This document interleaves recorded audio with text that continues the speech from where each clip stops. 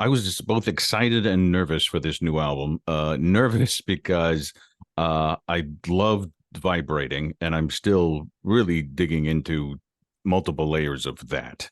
Uh, Um, but spoiler alert, nothing to be nervous about. I'm loving this new album too, but it made me wonder how do you shrug off past successes when you're going into the studio and have kind of a clean slate of perspective?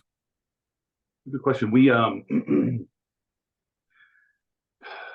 kind of just live it, when we're making records, you live in the moment and you have the creative spark that happens kind of just you're building a new fire kind of thing.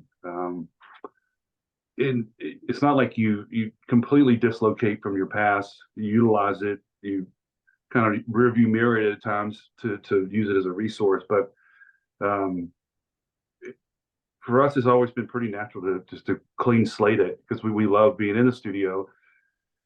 Um, and we love playing together. We have the great chemistry with the guys right now. It's been that way for several years, and we go in the studio and it's recorded as much live as possible. And then obviously we're doing overdubs and that type of thing. But just go in and it really is that creative spark, the fun that just kind of puts you in the moment. Okay. And then I mean, obviously, you guys do love this and amazingly prolific. You guys were already working on this current album at the time we did the interview for the last album.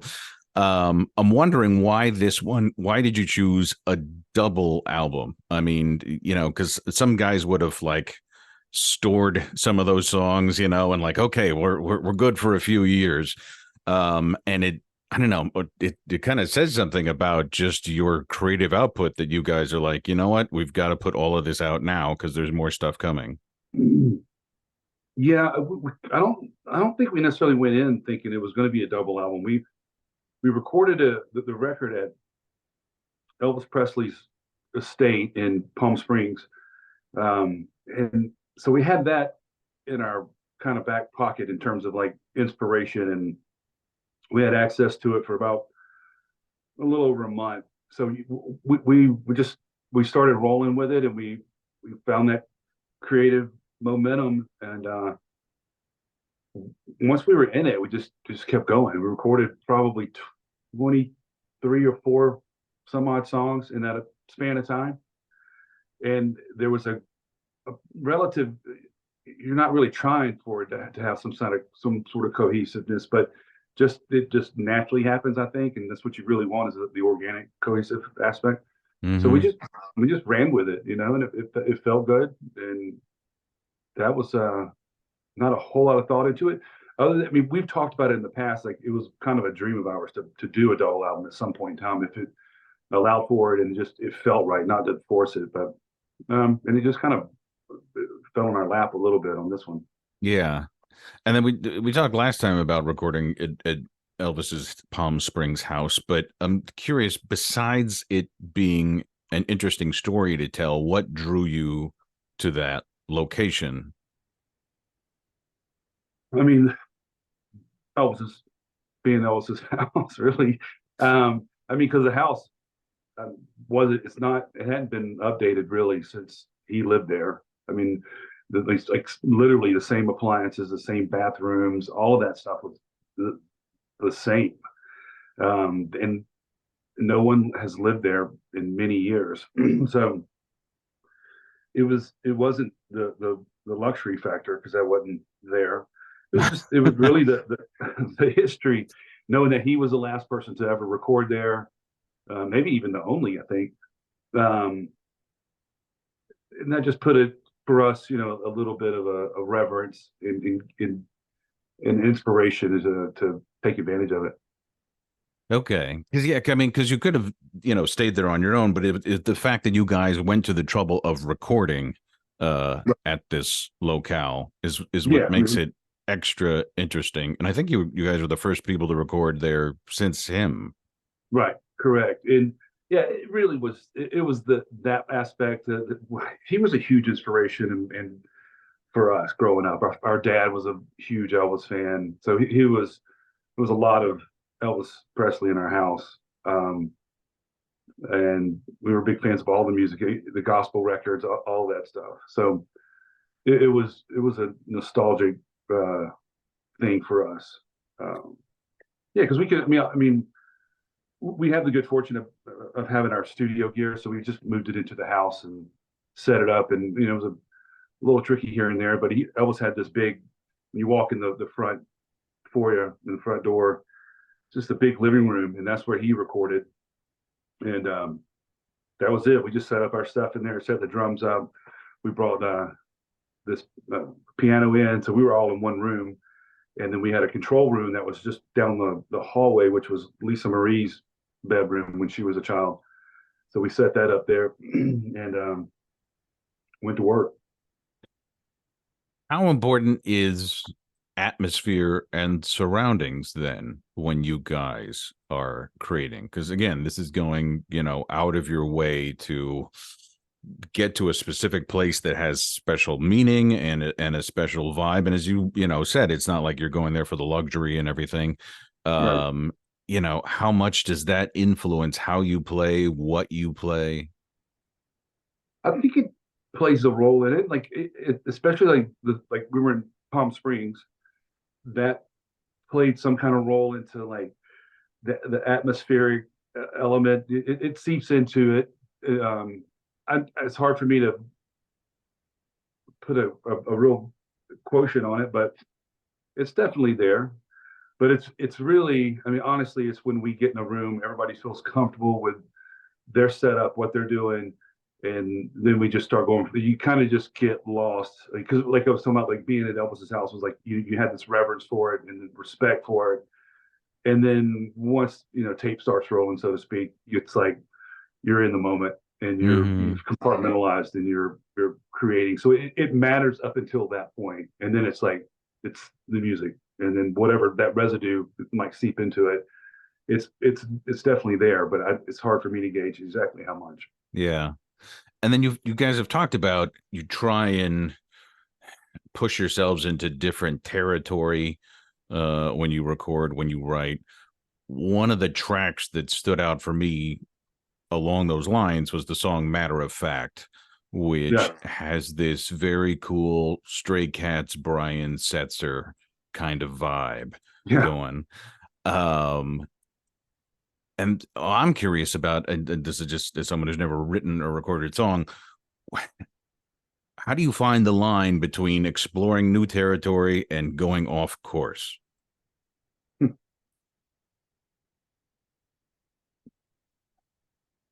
I don't know the answer to that because it's like every song is different, and we've always been a band that we we know we have a sound or we have a particular vibe, but we truly serve the song, right? We serve the and as you're writing, you serve the creative spark and wherever that may be coming from, whether it's Ed, like on that song. In fact, it's a riff that Ed had for I think since he was like when he went to school in Berkeley, and Oh, wow. it's just it never really. It was just like a little funky little thing, and then it just kind of stayed in the background for a long while, and then it felt like it was time, and then just built the song around it. So you just following the spark, and then there, there there's never really a conscious thought of like we've got to get off the trail or we've got to take a new path. It's almost like asking the song, where does it need to go? And then you just kind of like follow the trail, right?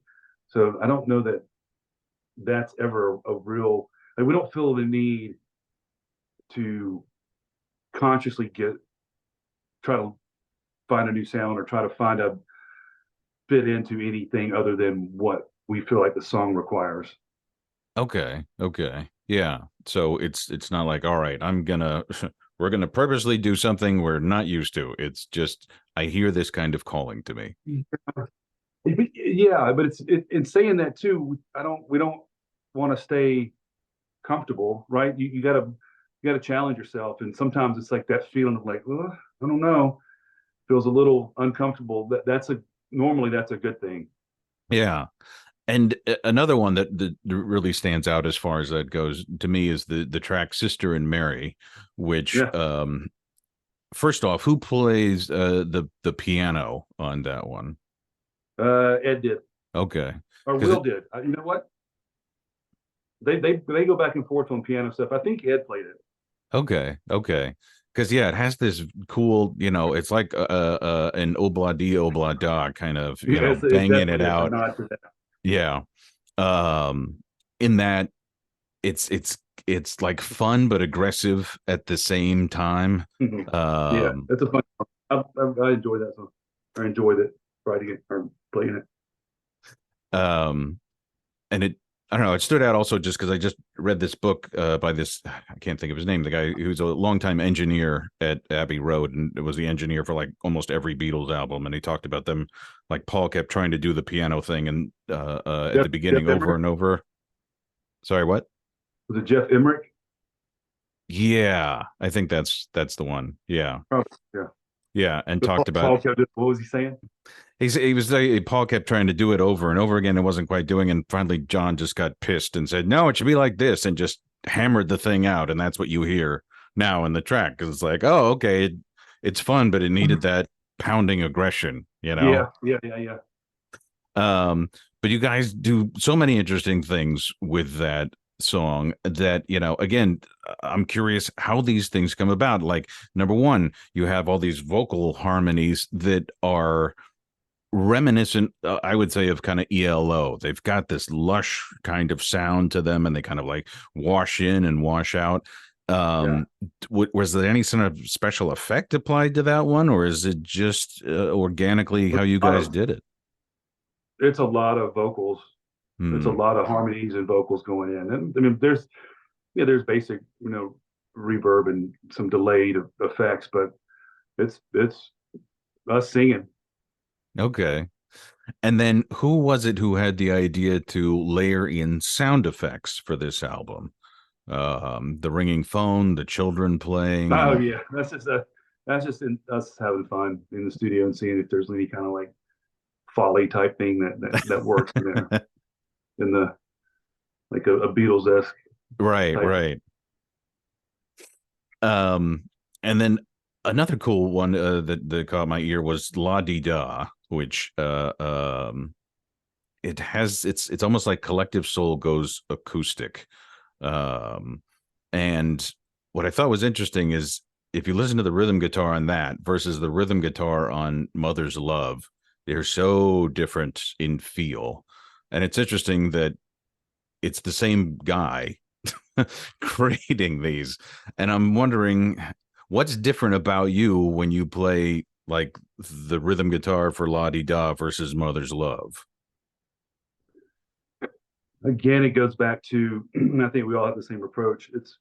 It goes back to the serving the song, and if and you kind of can hear it in your head, and it very well could be something where, like you were mentioning about Paul playing, and they couldn't get it right, and John just comes over and like he can hear it and execute it.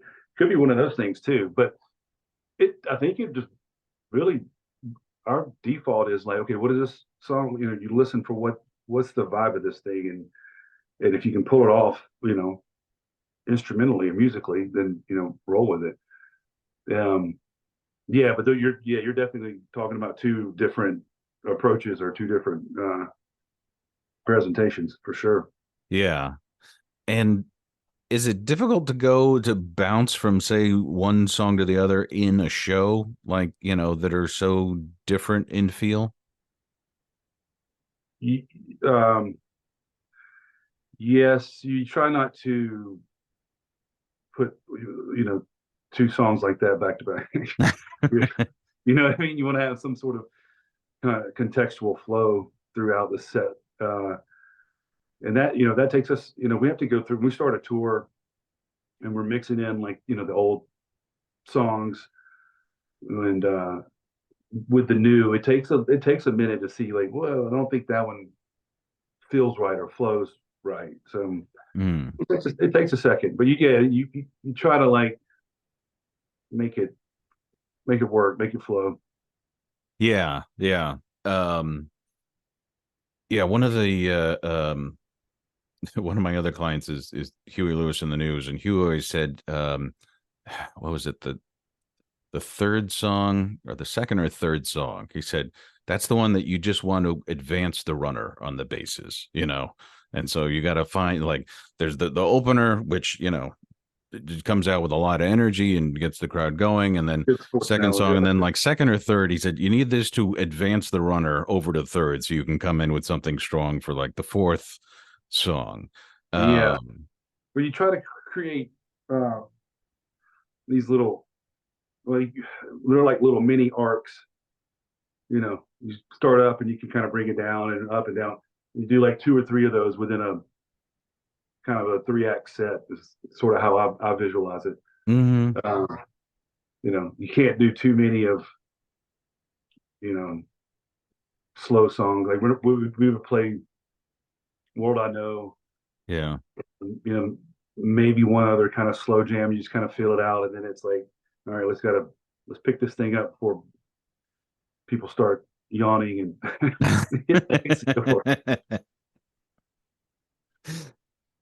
Yeah, I get that. I get that. And I was also there's a wonderful consistency to your guitar work. There's so many musicians I've met who I would describe as having kind of an ADD, where they can't, the urge to just go off on an extra little tangent here or there is all over the place, especially with lead guitarists.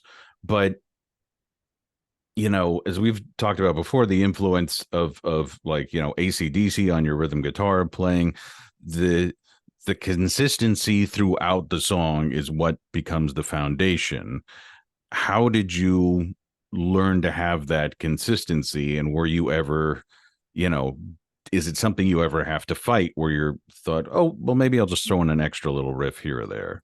well, for me, I learned early on that as rhythm guitar player, and it's a little cliche to say, but it's so true. It's like the best notes I play are the ones I don't, and it's and when I do, it's there to glue it together, hold it down, and be consistent, right? And that's where like Jesse comes in, colors it up, and does some, you know, his thing, and I don't I love it. I love the role that I play. I love the role that he plays and the chemistry that we have. And then Ed steps in and plays. Ed's a great rhythm guitar player. Ed's a great guitar player in general. So it's it's fun to have those us three as like a balancing act. Mm-hmm. No, And there's no ego struggle. It's like, what's going to work here and what's not, and get in, get out, and let it feel natural. And I keep repeating it, but it's like serve the song. Well, what does the song call for? yeah. And then going back through pictures and videos and stuff, I found it interesting. I realized that you and Jesse both play Gibsons. Mm-hmm. Um, there's a lot of bands where it's like, okay, one will play a Gibson, the other one will play a Strat or a Telecaster or something because they have such a different feel, such a different sound. Um, and Yeah, yet, despite the fact that you guys are both playing Gibsons, they're both distinct. yeah. Um, Well, I mean, he runs his stuff through a lot of effects. I mean, there's a lot of stuff going on his side of the stage, yeah, and but he's doing a good foot dance with pedals and whatnot. I'm pretty just standing on the ground with 2 feet. I mean, I have some stuff going on, but mine's pretty straightforward. Mhm.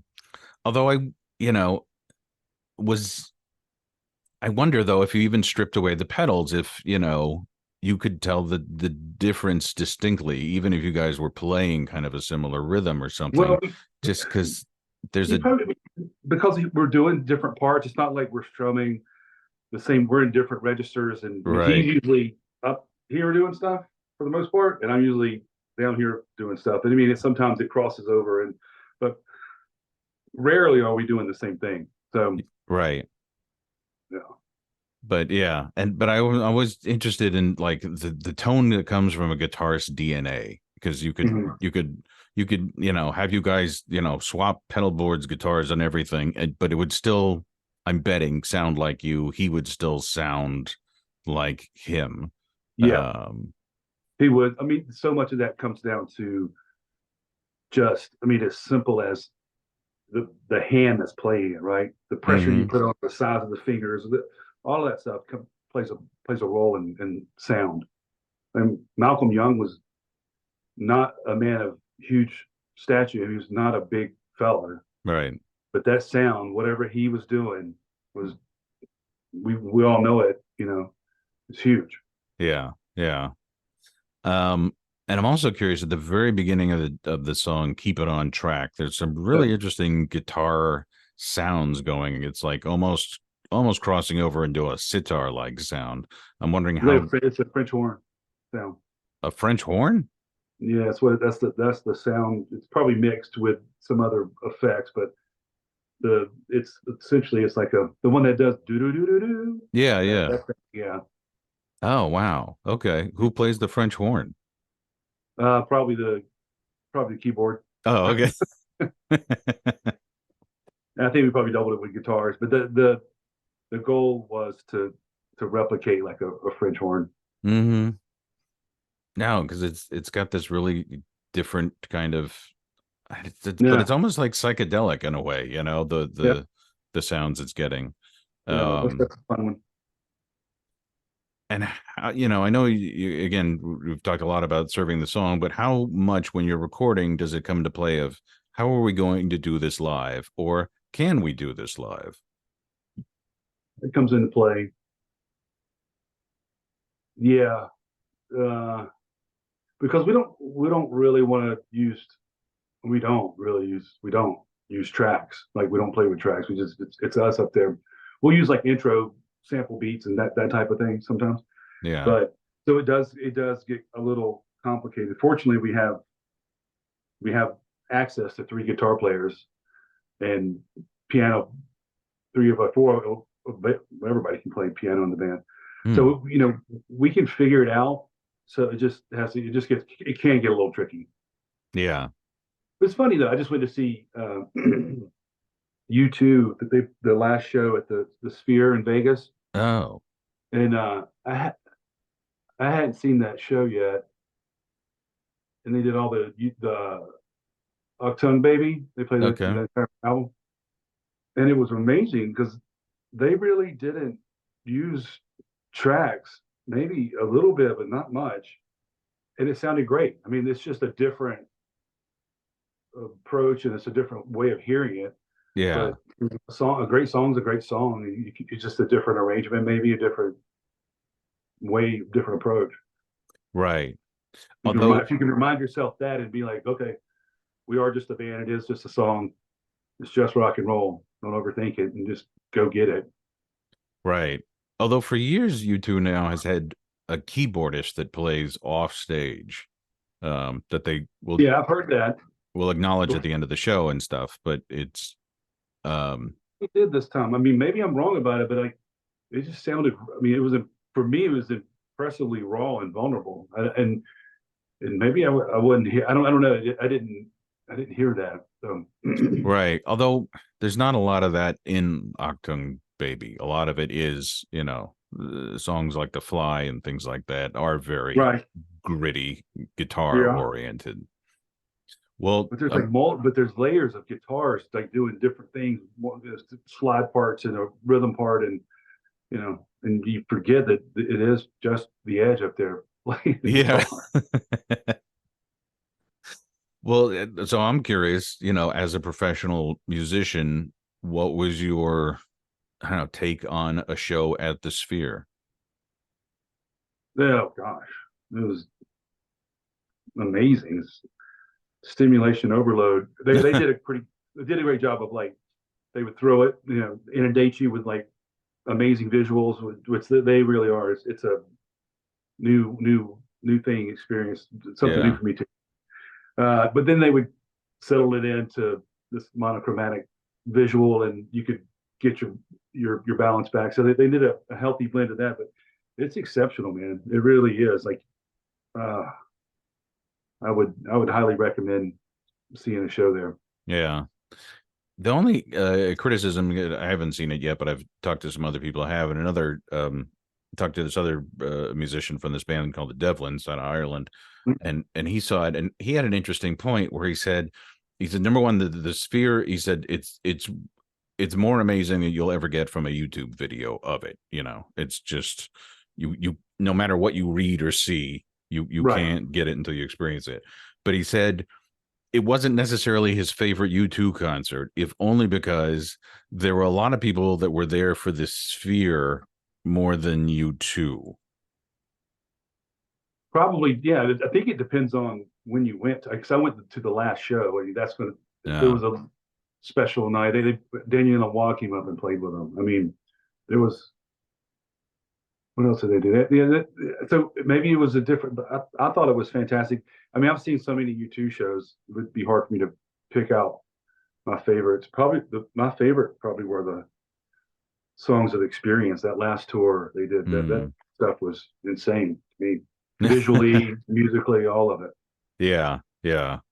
Um, yeah, no, he just said, he's like, you know, I said, I was at the show and he said, I was amazed at the number of people that didn't know the words to With or Without You, you know. And No, really?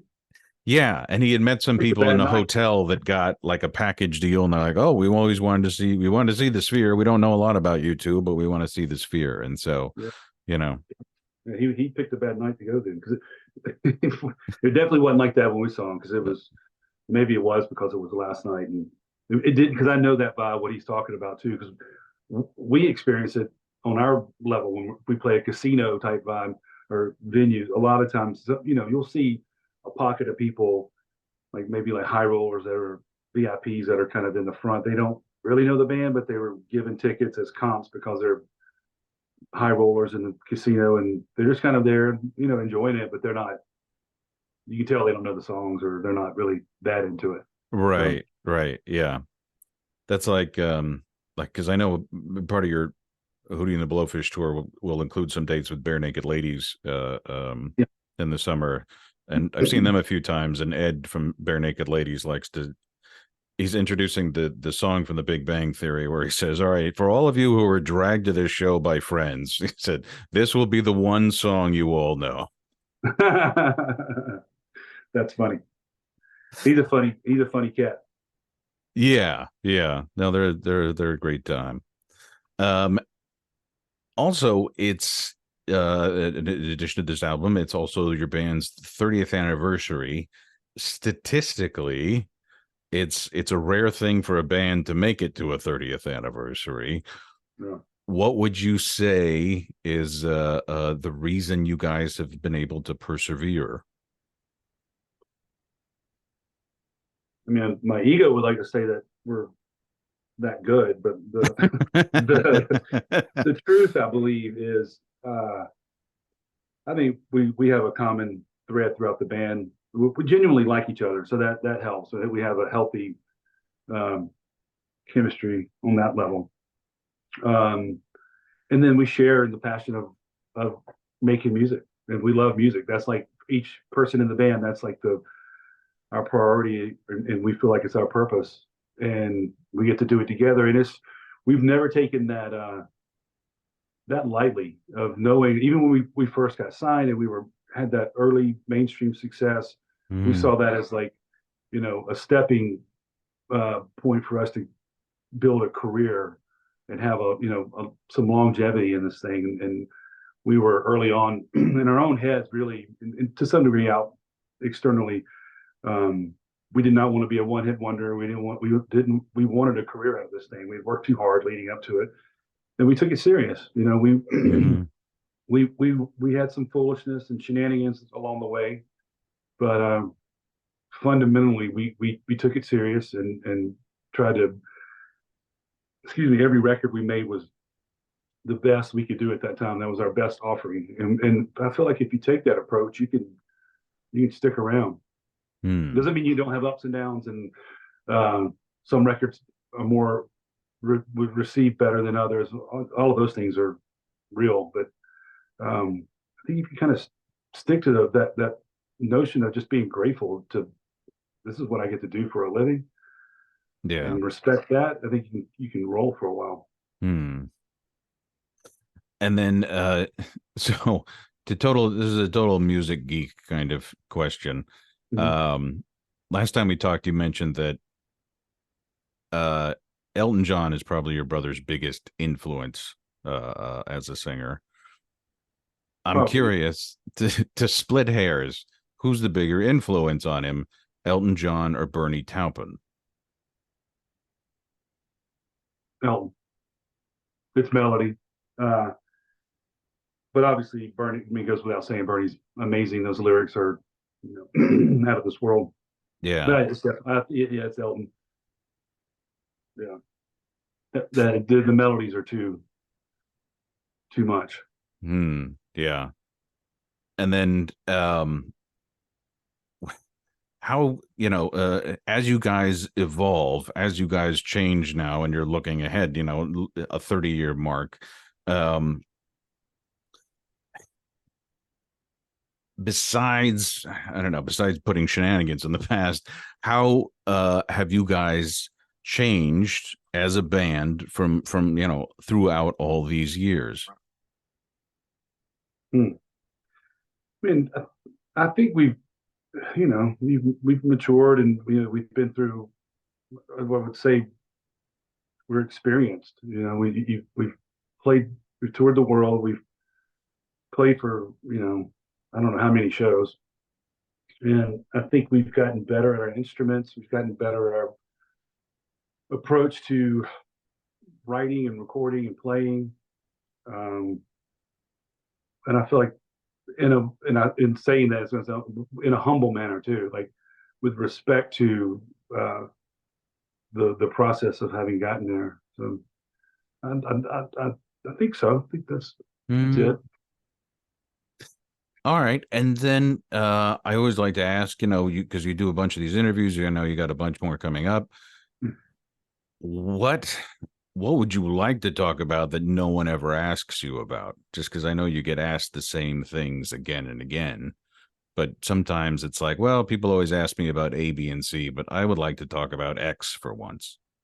No, it's fine. Like I enjoy like our conversations, like, but it's like it's thoughtful, and it's just like someone wants, if they want to talk about the approach or uh, those that I love it when it's more of a conversation kind of thing, and just you figure out fun, interesting things through that process. Because for the most part, I'm a pretty introverted, shy person. So like, Hmm. I mean, you can ask me anything, and I'll be honest about it. But otherwise, I can just I'll keep it inside.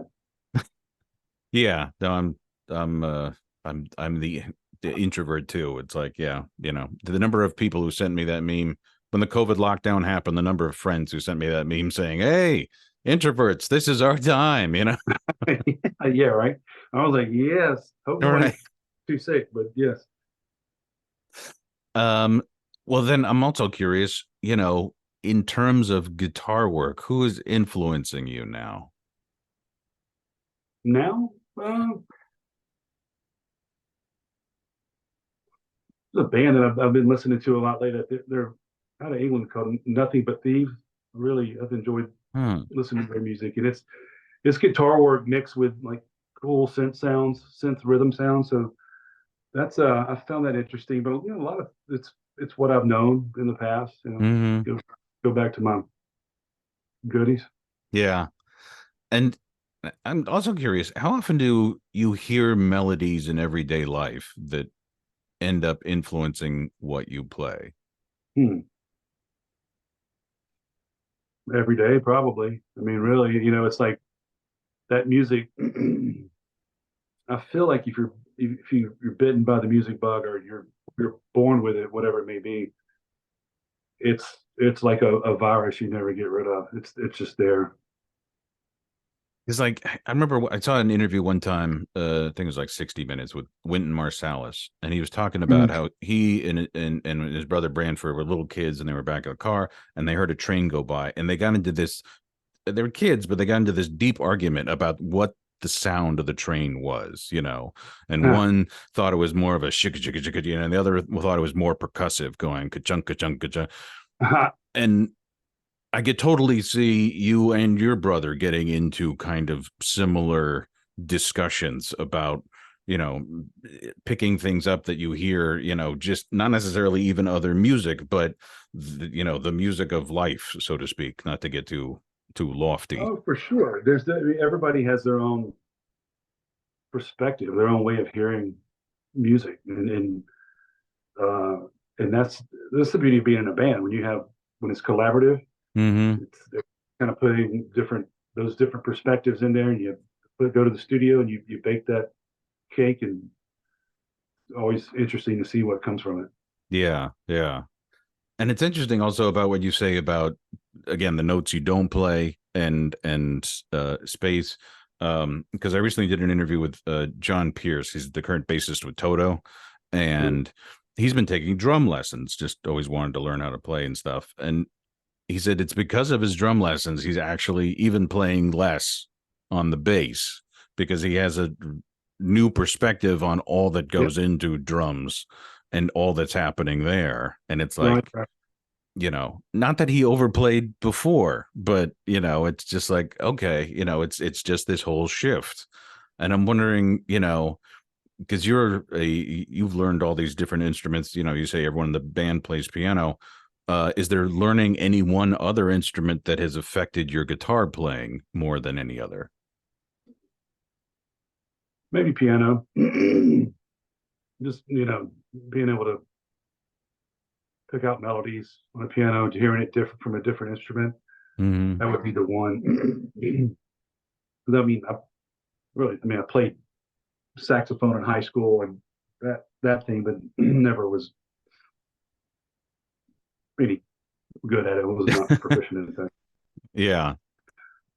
Yeah, it'd be piano. Okay. Cool. Um, Drums would be fun though. do you know how to? Do you ever sit down at No, Rab's kit? no, I mean I have, but I'm not good at it. It would take. I see the I see the mountain in front of me to even get remotely somewhat decent, and I'm like, here's stick. Like, I don't even want it.